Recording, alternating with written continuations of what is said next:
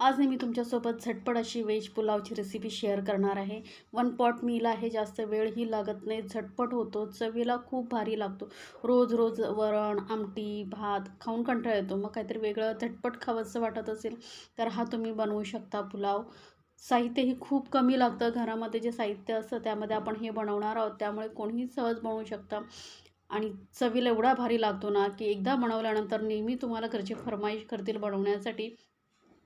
तर हा एकदा राईस नक्की बनवून पहा आणि जर तुम्हाला आवडला तर रेसिपीला लाईक्स, कमेंट आणि सबस्क्राईब करायला विसरू नका. सोबतच बेल आयकॉनवरती नक्की क्लिक करा. तर सर्वात आधी आपल्याला बघा इथे लागणार आहेत तांदूळ. तर इथे ना मी बासमती तांदूळ घेतलेले आहेत. तुम्ही जे घरामध्ये रेग्युलर आपण वापरतो ते तांदूळ घेतला तरी चालेल, काही प्रॉब्लेम नाही. तर मी इथे 2 कप बासमती तांदूळ घेते. घरातील कुठली एक वाटी घ्या, त्याने मापून घ्या आणि आता हे तांदूळ स्वच्छ धुवून घ्यायचे. धुवून घेतल्यानंतर याला ना आपण थोडा वेळ असंच पाण्यामध्ये भिजत ठेवायचं आहे. तोपर्यंत काय करूया आपण, एक वळूया गॅसकडे. तर गॅसवरती कढईमध्ये मी थोडीशी घालते काजू. ऑप्शनल आहे, तुम्हाला आवडत असतील तर घाला. काजू घातल्यामुळे कसं पुलाव जो आहे ना मस्त टेस्टी लागतो. आता आपण इथे जो तांदूळ भिजत ठेवलेला आहे ना, त्यामुळे काय होतं, एक तर तांदूळ लवकर शिजतो आणि आपला पुलाव जो आहे मस्त मोकळा मोकळा होतो. काजू हलके भाजून घेतल्यानंतर त्याच तेलामध्ये आपण 1 चमचा जिरा आणि 2 तेजपत्ता घातलेले आहेत. तेजपत्ता नक्की घाला, त्यामुळे ना पुलाव खरंच खूप टेस्टी लागतो.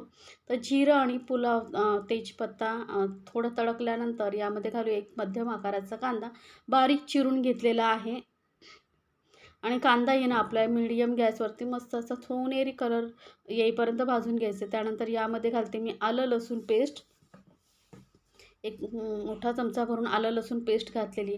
आता इथे सर्वात महत्त्वाचं काय माहिती, आलं लसूण पेस्ट घातल्यानंतर व्यवस्थित आपल्याला याला परतून घ्यायचं आहे. म्हणजे याचा जर कच्चेपणा निघून गेला ना तर पुलाव टेस्टी होतो. जर व्यवस्थित तुम्ही आलं लसूण पेस्ट तेलामध्ये परतली नाही ना तर पुलावला बघा थोडासा वास येतो आल्याचा. त्यामुळे आलं लसूण पेस्ट छान असं तेलामध्ये परतून घ्यायचं आहे. त्यानंतर एक मोठ्या आकाराचा टॉमॅटो बारीक चिरून घातलेला आहे. इथे तुम्ही पेस्ट करूनही घालू शकता, पण काही गरज नाही. टॉमॅटो आपण बारीक चिरून घातला ना तरी मस्त टेस्टी होतो पुलाव. जर तुम्हाला टॉमॅटो नसेल घालायचा, नाही घातला तरी चालेल. आता यामध्ये ना थोडेसे आपण मसाले घालणार आहोत. तर सर्वात आधी थोडीशी घालूया हळद पावडर आणि लाल मिरची पावडर घालते. तर तुम्हाला तिखट किती हवं आहे त्यानुसार लाल मिरची पावडर तुम्ही कमी जास्त करू शकता. सोबतच ना इथे मी 1.5 चमचा बिर्याणी मसाला घालते. व्हेज बिर्याणी मसाला घातलेला आहे. आता हा मसाला नसेल तर तुम्ही इथे गरम मसालाही घालू शकता. आता मसाले थोडासा आपण तेलामध्ये बाकी सर्व साहित्याबरोबर छान असं परतून घेणार आहोत. आता आपण हा घरच्यांसाठी बनवतो आहे, पौष्टिक बनवायचा आहे, टेस्टी बनवायचा आहे. तर मी काय करणार आहे, इथे घालते तूप. तर 1 मोठा चमचा भरून तूप घालते. म्हणजे कसं पुलाव हेल्दी होतो, मुलांनाही आवडेल. मुलांसाठी आपण बनवतो आहे ना, त्यामुळे जर तूप घातलं तर मुलांना खूप आवडतो. त्यामुळे मी 1 मोठा चमचा भरून इथे तूप घातलेलं आहे. आता तूप छान मिक्स झाल्यानंतर यामध्ये आपण घालणार आहोत भाज्या. तर इथे मी घेतलेलं आहे फ्लावर. जास्त मोठे तुकडे केलेले नाहीत, बघू शकता. छोटे छोटे तुकडे केलेले आहेत. आता भाज्यांचं प्रमाण तुम्ही तुमच्या आवडीनुसार कमी जास्त करू शकता. मटार घातलेले आहेत, थोडा गाजर घालते. ते तुम्ही बीन्स, तुम्हाला ज्या भाज्या आवडतात त्या तुम्ही इथे घालू शकता.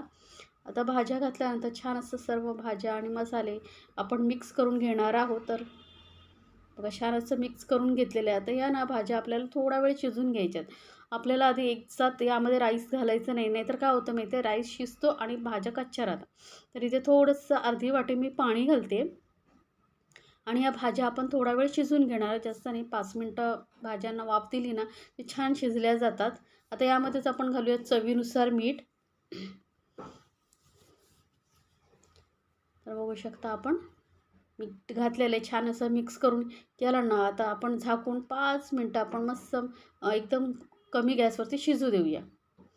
गॅस थोडा कमीच ठेवायचा, कारण पाणी जास्त घातलेलं नाही आहे ना, त्यामुळे करपू शकतं खाली. तर बघा मस्त अशा भाज्या शिजलेल्या आहेत. जास्तही म्हणजे 50% तरी शिजलेले आहेत. बाकीचं उरलेलं आपण राईस जेव्हा टाकू त्याबरोबर शिजतील. त्यामुळे जास्त वेळ एकदम पण भाज्या गळतील एवढं शिजवायचं नाही. आता यामध्येच आपण घालणार आहोत तांदूळ आणि मिक्स करून घेणार आहोत. हलक्या हाताने मिक्स करायचं, कारण तांदूळ भिजलेला आहे ना, थोडा नरम झालेला असतो. त्यामुळे छान असा मिक्स करून घ्यायचं आणि तांदळामधलं सर्व पाणी काढून टाकायचं बरं का. ते पण जे भिजत ठेवलेलं होतं ते पाणी इथे आपल्याला वापरायचं नाही आहे. हलका छान असं मिक्स करून घेतल्यानंतर आता यामध्ये आपल्याला घालायचं आहे पाणी. पण पाणी आपल्याला इथे थंड नाही घालायचं आहे, गरम घालायचं आहे. तर मी काय केलं आहे बघा, ज्या कपाने आपण तांदूळ मोजून घेतला होता ना, त्याच कपाने मी इथे 3.5 कप पाणी उकळत ठेवलं होतं. कारण जेवढं आपण तांदूळ घेतो तेवढंच पाणी घेतो.